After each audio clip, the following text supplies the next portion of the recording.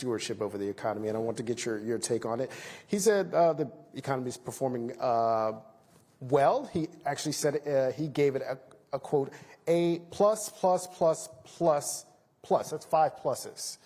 I'd like to get your characterization and see if you actually feel that way, and if so, like, how can you continue to, can you work with this? First, I would start by saying I have 3 daughters in school at the moment, and there's no such thing as an A plus, plus, plus, plus. Plus, plus. Yes, yeah. How many pluses? You know, you can't solve problems if you won't admit that they're there. You can't address challenges if you won't admit that they're in front of you.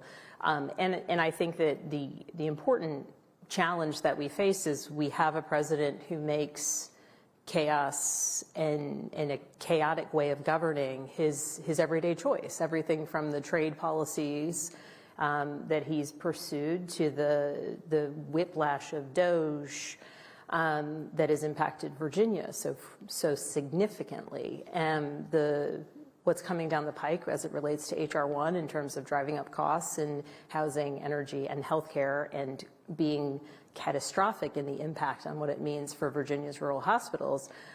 The reality is that I wouldn't give him an A, let alone with however many pluses he may choose, but it's the reality that we're dealing with. And so I think the real challenge is when you see that all across Virginia, people are facing real challenges. Farmers are losing entire markets here in Virginia.